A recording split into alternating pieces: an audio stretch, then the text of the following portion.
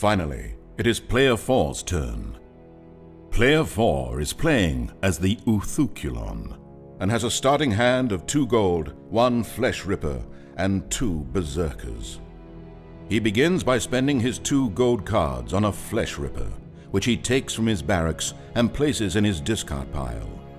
Next, he decides to perform a combat action against the Slumbering Dragon Lord event card, which has a strength of 5. Player 4 begins the battle by playing 2 Berserkers.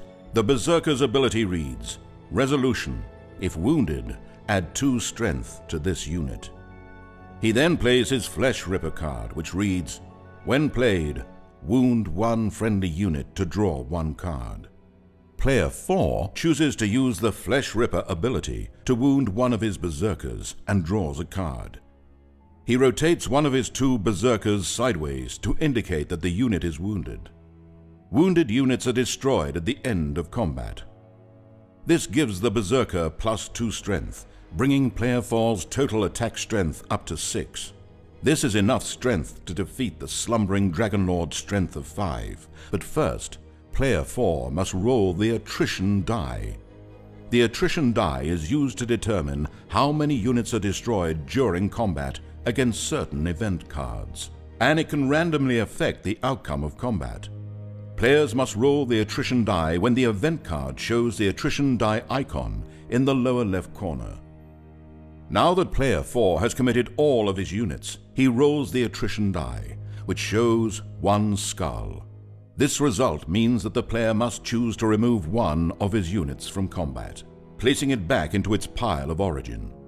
He chooses to destroy the unwounded Berserker, returning it to its barracks.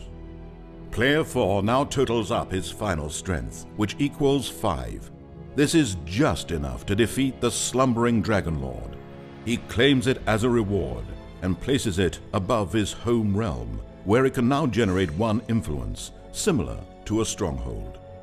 Since 1 of Player 4's Berserker units was wounded during the battle, it is destroyed at the end of combat and returned to its pile of origin.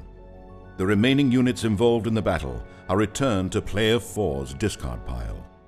Finally, Player 4 exhausts the Slumbering Dragon Lord to spend 1 influence to keep his last card in hand.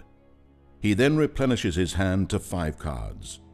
At the end of the last player's turn, the first player reveals the top card of the event deck, and the game round is complete.